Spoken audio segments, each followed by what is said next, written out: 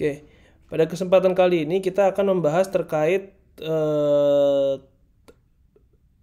pembuatan laporan mingguan. Sebetulnya laporan mingguan itu apa sih fungsinya gitu ya. Jadi laporan mingguan itu bisa dibuat setelah teman-teman itu menentukan kurva S.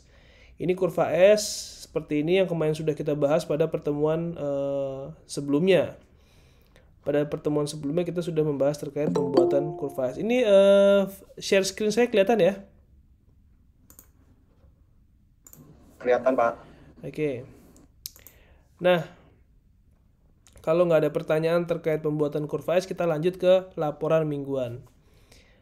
Laporan mingguan di sini, apa sih sebetulnya fungsi dari laporan mingguan? Laporan mingguan itu fungsinya untuk mengisi kolom ini.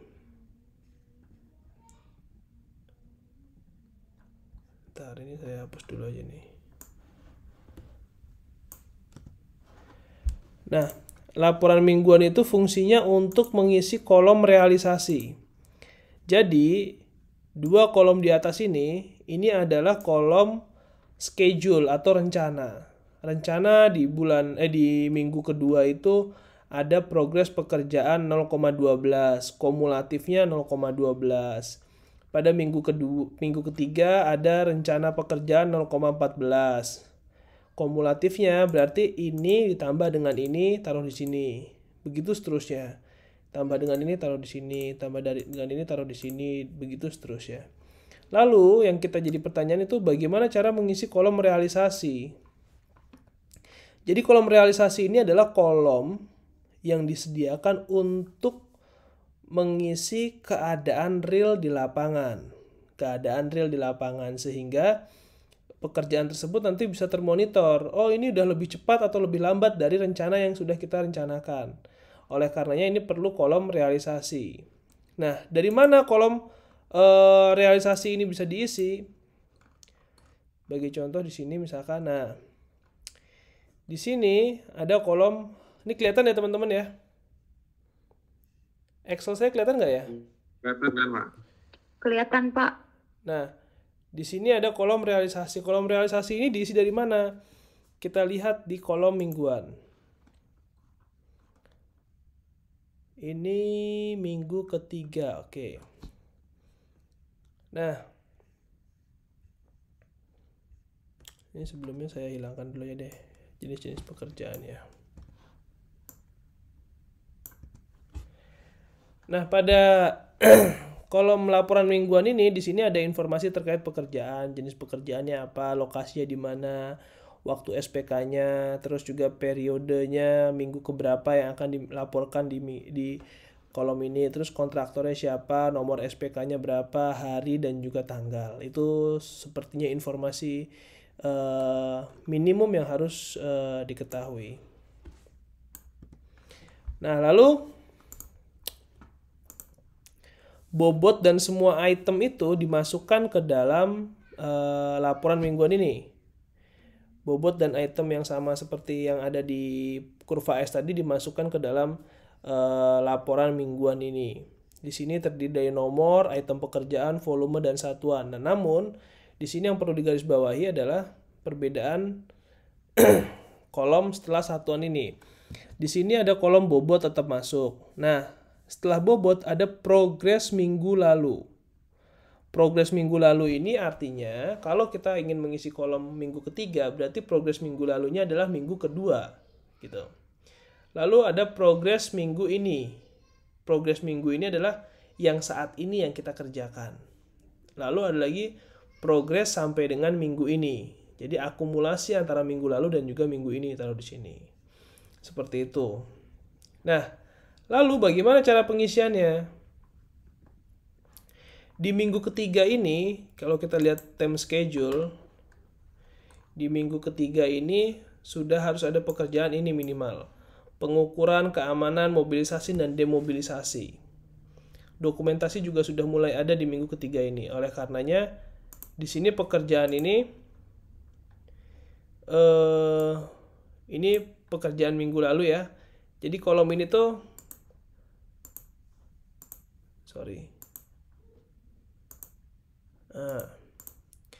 kolom ini minggu lalu, minggu kedua, ini seharusnya ada minggu kedua, namun ini saya kerjakan langsung ke minggu ketiga. Minggu kedua ini di sini taruhlah minggu kemarin sudah melakukan pekerjaan sejauh ini. Nah, di minggu ini kita isi. Di minggu ini misalkan ini masih 0 gitu ya. Minggu ini kita mengerjakan dokumentasi itu dari bobot keseluruhan berapa persen. Misalkan kita mengerjakan dari 100% itu kita hanya mengerjakan 0,1-nya. Nah, dia otomatis. Jadi di minggu ketiga ini kita sudah mengerjakan pekerjaan dokumentasi ini sebanyak 30%. Nah, ini untuk formulanya. Untuk progres minggu ini sama dengan volume minggu ini dibagi dengan volume total dikali dengan bobot total, sehingga diperoleh bobot 0,04 untuk progres minggu ini. Seperti itu. Lalu untuk progres sampai dengan minggu ini adalah bentuk akumulasi saja, sama dengan volume minggu ini ditambah dengan volume minggu lalu. Jadi 0,3 di sini. Lalu di sini ada bobot. Bobot juga sama.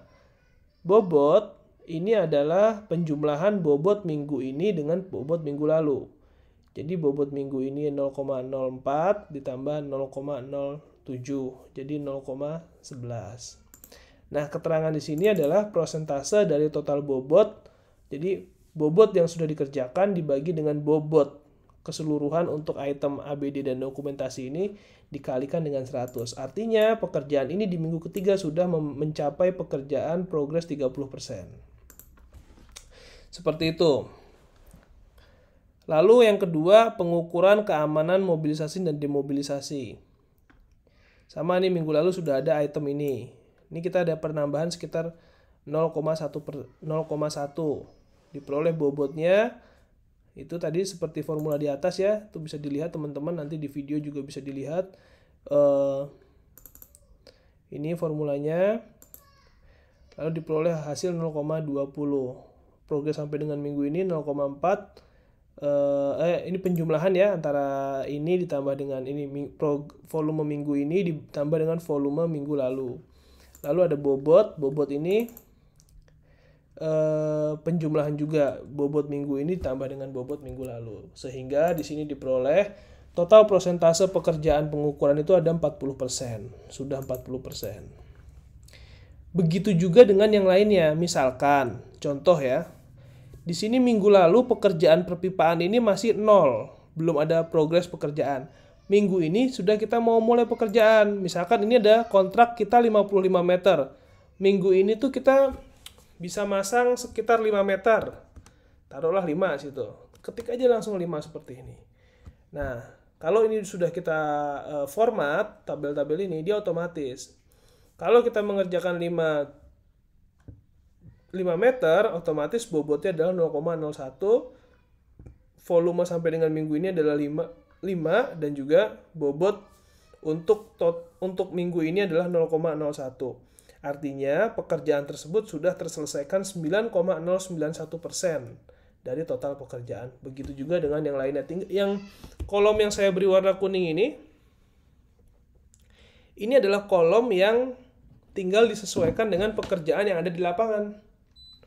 Misalkan pekerjaan di lapangan itu sudah ada pekerjaan galian tanah. Galian tanah volumenya 114, di sini kita baru mengerjakan sekitar 3 meter kubik. Nah, ditulis 3 meter kubik. Hasilnya sekian, ketemu langsung. Sehingga nanti di ending, di sini ada total pekerjaan seperti ini. Tapi ini saya hapus dulu aja ya, biar nggak merusak contoh kita nanti. Nah, itu tadi. Nah, ternyata di sini ada pekerjaan galian tanah sama ada pekerjaan urukan kembali di minggu ketiga ini. Sehingga total bobot untuk minggu ini gitu ya 1,27%. Ada penambahan bobot 1,27%. Nah, namun bobot sampai dengan minggu ini adalah bentuk akumulasi sehingga dia diperoleh 1,94. Nah, di sini juga ada tabel seperti ini. Progres rencana ini dari kurva S. Ini saya kasih keterangan. Kurva S rencana atau time schedule. Lalu yang ini kumulatif ini juga sama dari sini ya. Nah, kalau yang ini hijau ini dari sini hijau, artinya ini berasal dari progres minggu ini. Lalu di sini ada kumulatif realisasi. Ini adalah penjumlahan dari keseluruhan tadi. Di sini jumlahnya 1,94. Nah, lalu setelah diperoleh 1,94, ini tuh lebih cepat atau lebih lambat. Nah, ini selisihnya ini. Jadi kumulatif rencana dikurangi dengan kumulatif realisasi. Kalau lebih besar kumulatif realisasi dikurangi rencana. Artinya di sini ada selisih kecepatan pekerjaan sebanyak 1,68%. Seperti itu. Kalau angka ini sudah kita peroleh, ini kita masukkan ke time schedule tadi. Di time schedule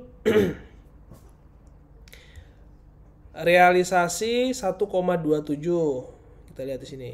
Realisasi 1,27. Untuk kumulatif rencana 1,94. Kumulatif realisasi 1,94. Ini juga 1,94. Tampilannya di time schedule adalah seperti ini. Jadi kurva yang berada di atas ini ya teman-teman ya, kalau bisa dilihat ini,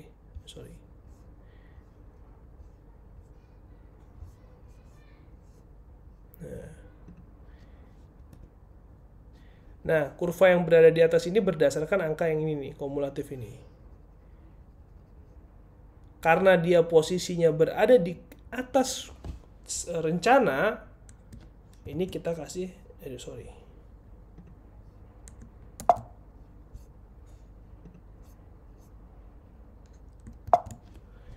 Waduh. Tadi mana warna hijaunya ya?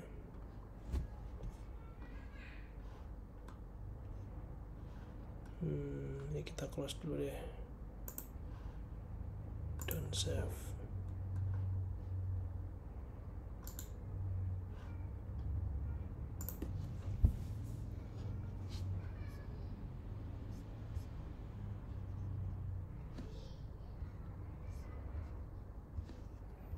Nah, karena tadi dia ada selisih tadi yang di sini ada selisih sekitar 1,68 ini, oleh karenanya di sini kita kasih warna hijau karena dia lebih cepat. Seperti itu. Begitu juga dengan seterusnya.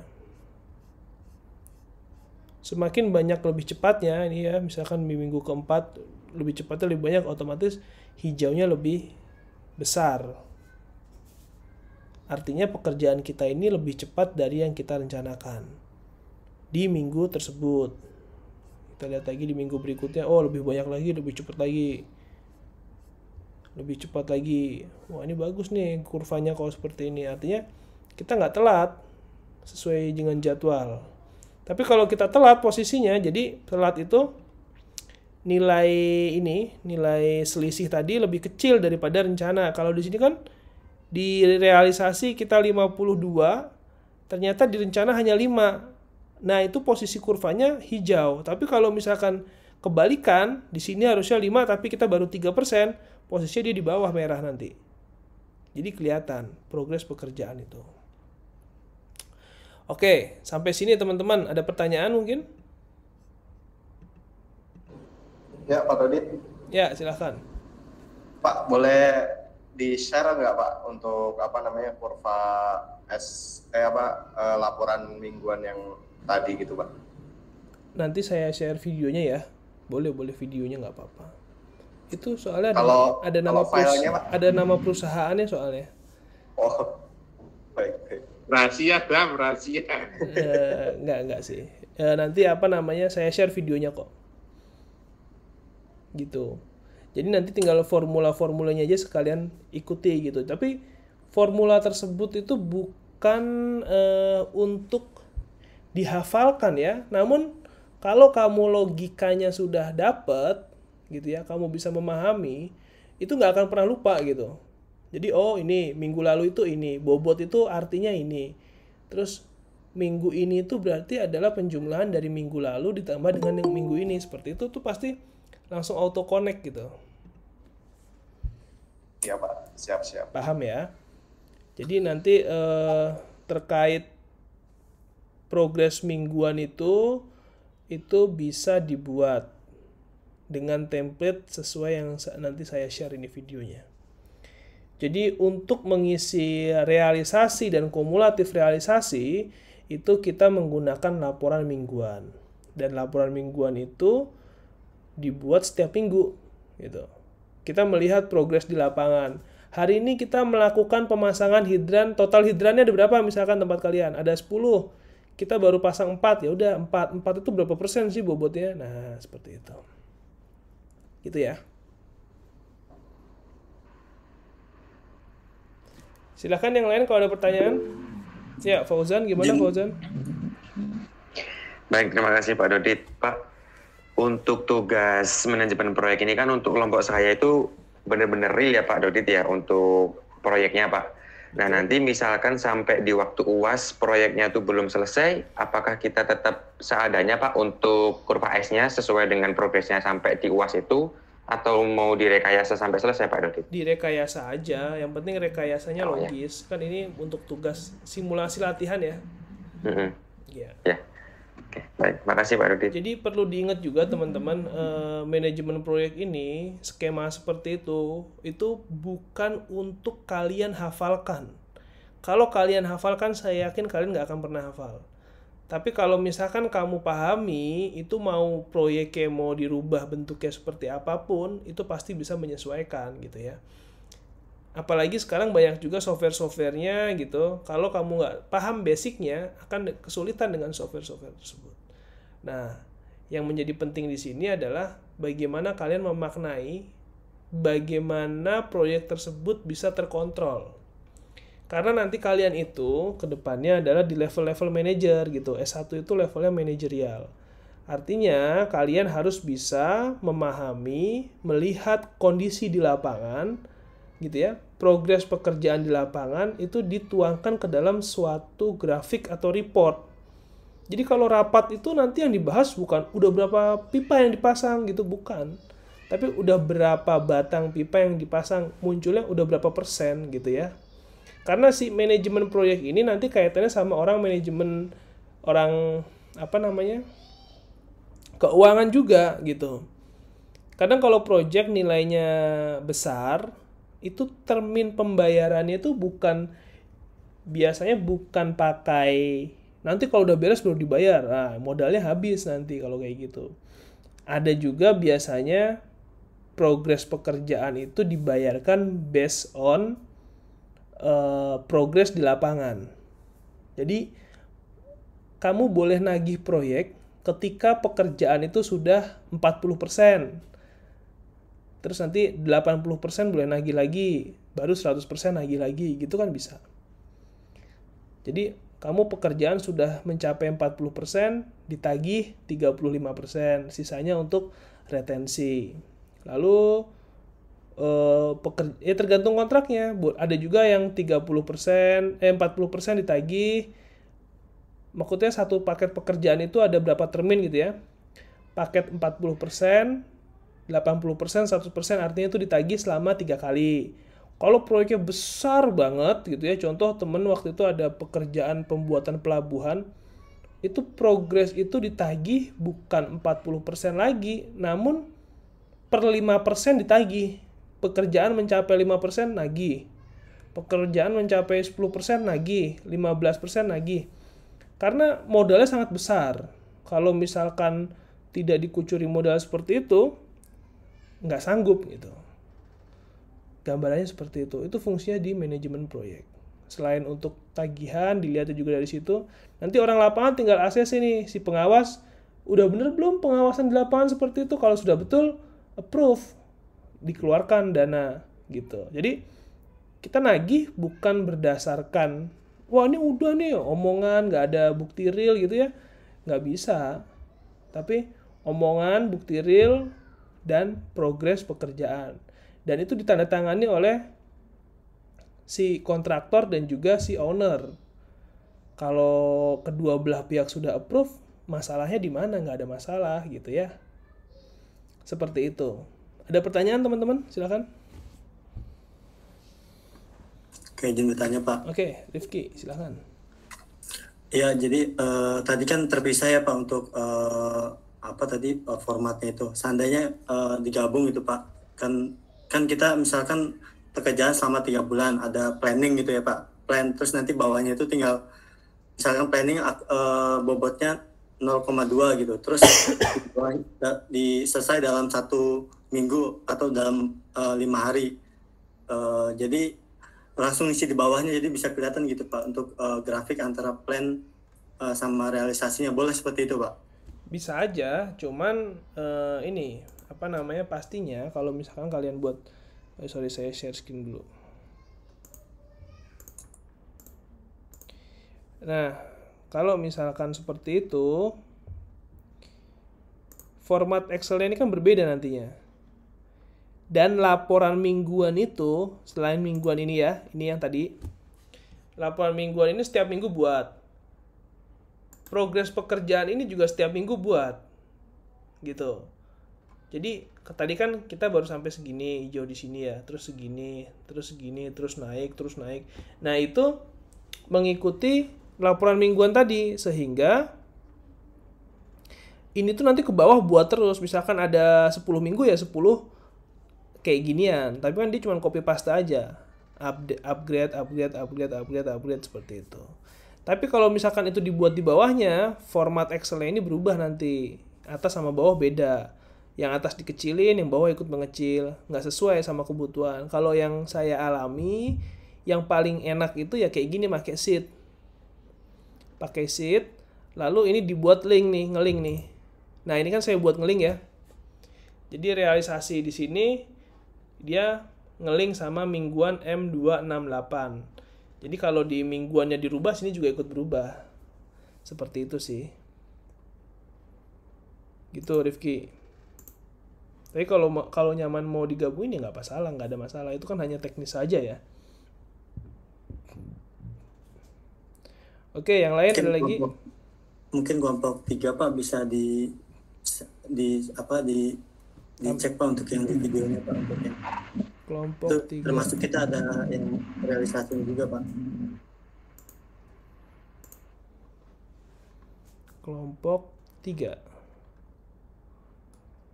Kelompok 3 mana nih? Yang ini ya, yang Gema Aliza ini ya? Benar Pak Dodit, itu Pak.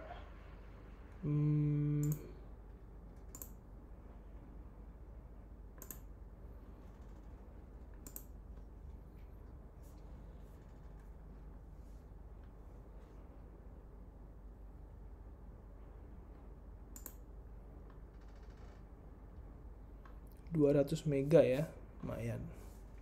Ya, sambil nunggu download. Oke, ada pertanyaan lagi yang lain sambil nunggu mendownload? Jadi itu tadi kurva S dan juga laporan mingguannya. Minggu depan kita akan membahas terkait laporan harian. Pak Dodit izin bertanya lagi Pak. Ya, silakan. Untuk yang progres mingguan tadi itu Pak Dodit dibikin satu sheet namanya progres mingguan, itu dalam satu sheet itu dari minggu pertama sampai minggu terakhir Pak. Betul. Jadi banyak dari atas sampai bawah gitu Pak Dodit ya? Betul, kan dia template tabelnya sama, jadi atas bawah aja, ke bawah, dan juga urut minggu 1, minggu 2, minggu 3, minggu 4, sampai minggu ke berapa gitu. Terakhir. Terima kasih Pak Dodit. Ya. Seru kok kalau bisa itu seru. Tapi masalahnya kadang gini, kadang pengawas di lapangan tuh ada loh yang nggak bisa bikin kurva S. Ada loh yang nggak bisa membaca kurva S, ada loh yang bikin kurva S sembarangan. Padahal esensinya itu kan di situ. Itu masalahnya duit gitu. Kalau misalkan proyeknya besar, apa enggak ratusan juta itu yang dikeluarkan. Maksudnya owner harus membayar uang ratusan juta untuk pekerjaan yang tidak sesuai dengan keadaan di lapangan. Nah, itu yang repot. Lalu juga ada kasus seperti ini misalkan. Pekerjaan misalkan si PTA itu menangkan tender, dia mengerjakan pekerjaan sudah sampai 40% misalkan seperti itu. Tiba-tiba pilot perusahaannya nggak sanggup melanjutkan dan lain sebagainya, stop lah itu. Nah, owner yang membayar hanya nggak boleh lebih dari 40%. Kalau lebih dari 40% rugi dong. Kalau nggak ada pengawasan kan si kontraktor bilang, wah saya sudah mengerjakan sampai 80% dan lain sebagainya, bisa saling klaim gitu. Itu sering juga terjadi hal seperti itu. Oleh karenanya yang dipakai itu pemantauan keadaan di lapangan yang menggunakan si laporan project ini. Itu salah satu impact-nya. Wih, mana nih? Kok belum ya?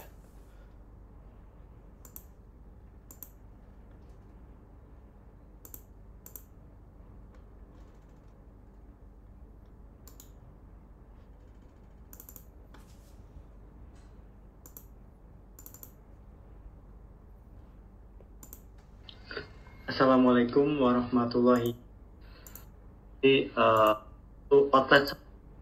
Untuk latitude longitude-nya bisa terlihat. Jam persiapan kegiatan yang kita ambil dokumentasinya, tampilkan nanti. Saya akan melanjutkan presentasi dari PS ini atau kemajuan mampu terlinding. Keempat, yaitu frame dan pintu saat bila tanggal 7 November. Kita sampai dengan itemnya akan saya bahas secara detail sampai dengan. Nah, di sini ada bentuk grafik yang sudah kita plotkan sesuai dengan tanggal dan sesuai dengan hari yang kita bahas. Namun kali ini saya akan membahas untuk mingguan saja karena mungkin kalau kita bahas harian agak sedikit lama. Poin detailnya sudah dilampirkan dalam Excel ini.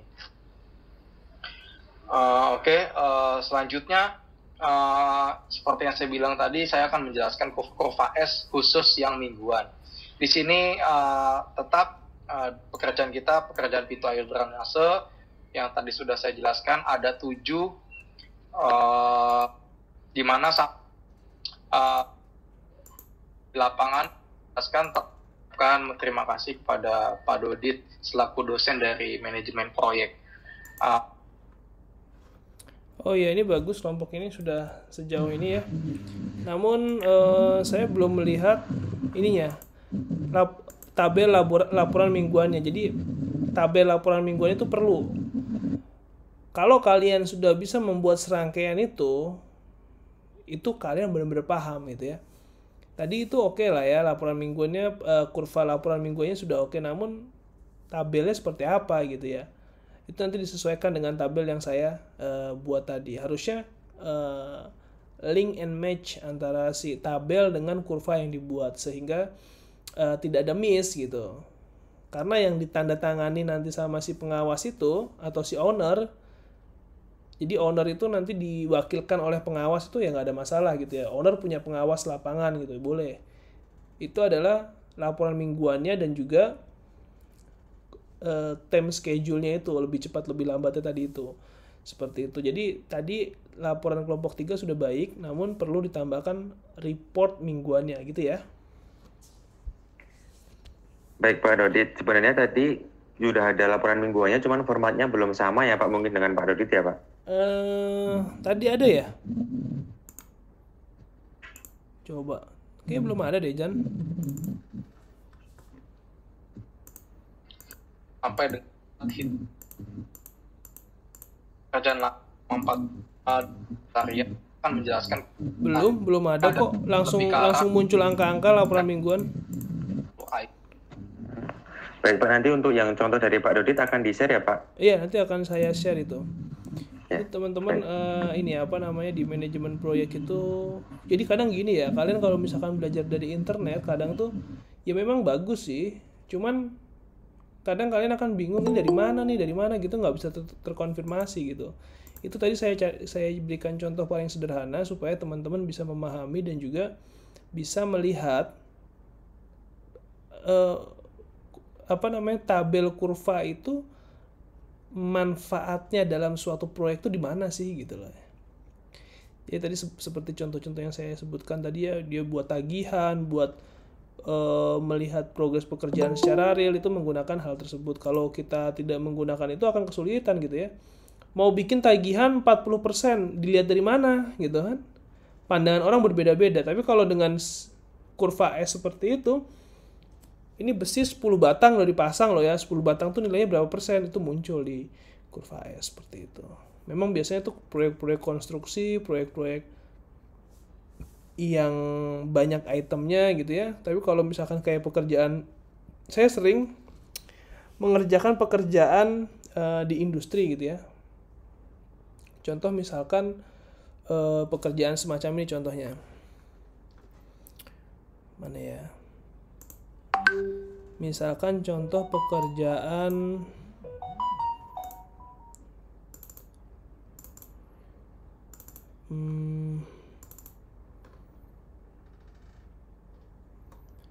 Unilever bukan. Dia itu di ini.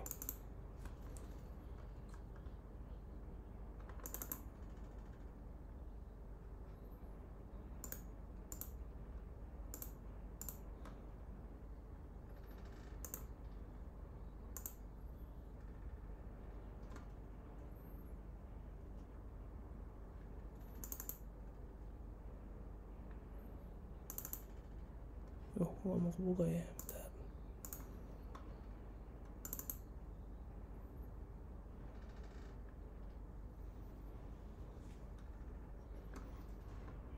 Bukan ini.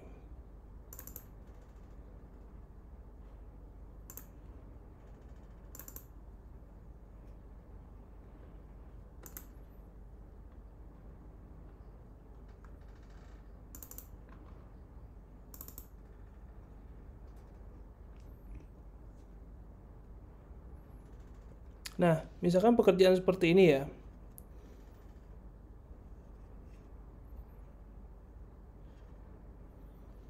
Kelihatan teman-teman ya? Kelihatan, Pak. Nah, misalnya pekerjaan seperti ini.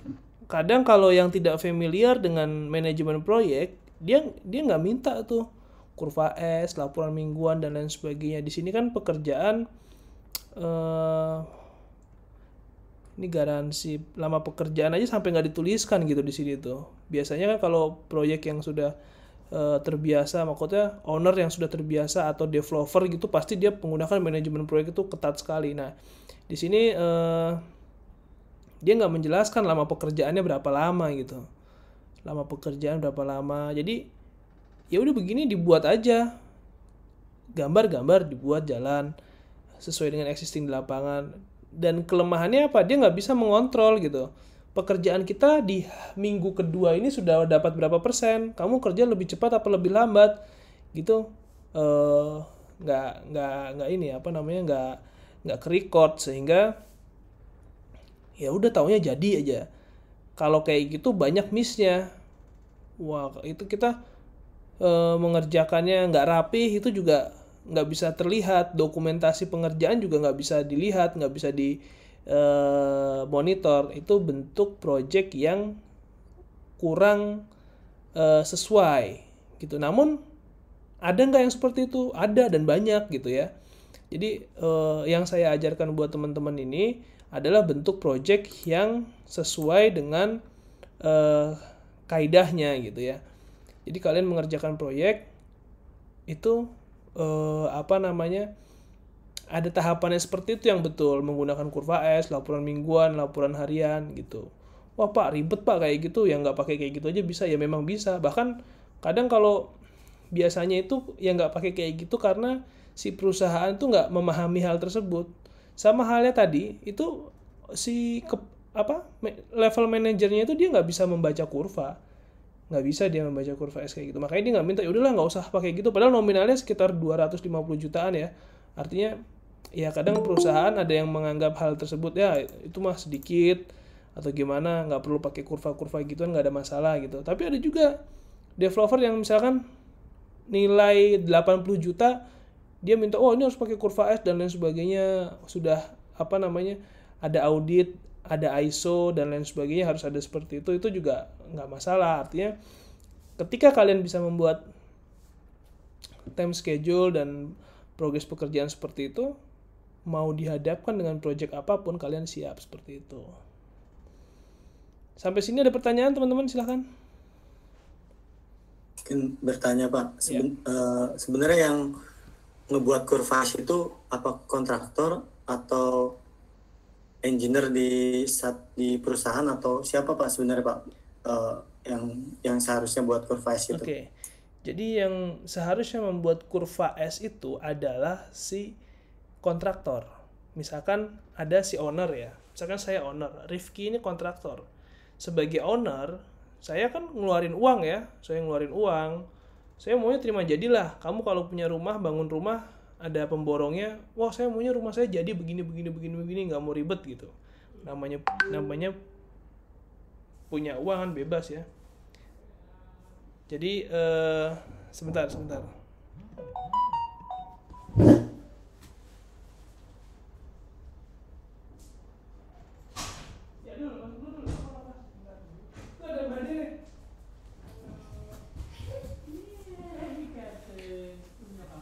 Nah, seperti itu. Jadi itu yang membuat adalah si kontraktor. Sebagai owner, saya menekan ke kontraktor, tolong itu dibuatkan kurva S, saya mau lihat planning pekerjaan kamu seperti apa. Itu boleh-boleh saja gitu ya, kita bayar kok, saya maunya terima bersih, termasuk manajemennya kamu lihat, saya fungsinya hanya memantau saja seperti itu bisa seperti itu Rifki. Jadi yang berkedudukan untuk membuat si kurva tadi adalah si kontraktor itu gitu. Halo? Oke, Pak. Ya, Oke. Pak. Silakan, ada lagi yang lain? Ahmad Hayyun, silakan. Pak, mau nanya untuk yang bobot mingguan, kalau Bapak contohkan tadi kan 2 minggu langsung dibuatkan bobot mingguan tuh Pak ya.